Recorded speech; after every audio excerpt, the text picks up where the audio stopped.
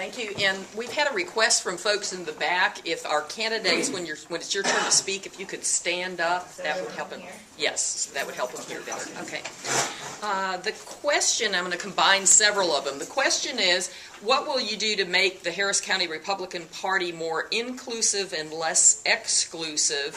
Specifically for outreach, what is your plan to reach out to people who maybe don't look like you and encourage them to be part of the party? That's a great question. First of all, I think right now we have a party that is very inclusive. I don't think we have a party that excludes anyone, and I'm talking about the local level. In fact, I can't think of one instance where we excluded anybody who had a willingness to serve and work within the Harris County Republican Party. Your second point is an extremely important point, because if we're going to be the majority party in Harris County, if we're going to be the majority party in the state of Texas, we're going to have to grow. And that doesn't mean compromising our principles. That doesn't mean compromising our values. But instead, it means taking those principles and values into a whole new group, or taking them to a whole new group of voters. We all know that the future of really the Republican Party of Texas is the Hispanic vote. If we as a party are not aggressive, proactive, and taking our winning message into the Hispanic community, we will be the minority party for the next 50 years. And so we at the party are working hard, going into these communities, partnering with local schools, backpack programs, bike programs, we did healthcare programs, showing the folks in those communities that we care. Because I believe that people don't care what you have to say until they know that you care. And once they know you care, you can talk to them about what your message is. Thank you. Mr. Hubbard. Ronald Reagan in 1977, when he was looking to build a new Republican Party, said you don't build a majority by deciding who you won't work with and who you won't associate with. You build it by going out and talking to anyone, anywhere, at any time about the Republican values. That's what I will do. We have 201 precincts out of 874 where we virtually have no boots on the ground.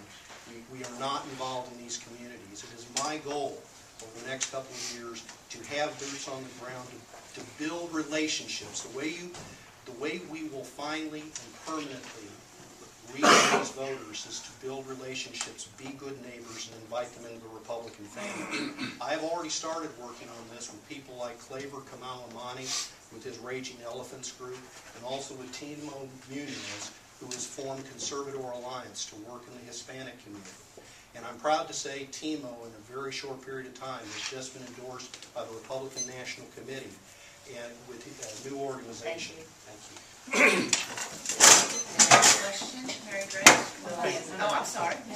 Nice job. Just want to get out of it. Sorry about that. My humble apologies. Mr. Simpson, please. Thank you. As I think I already said it, primary rule I learned years ago is you never turn away a volunteer. And this party has done that. And that's suicidal.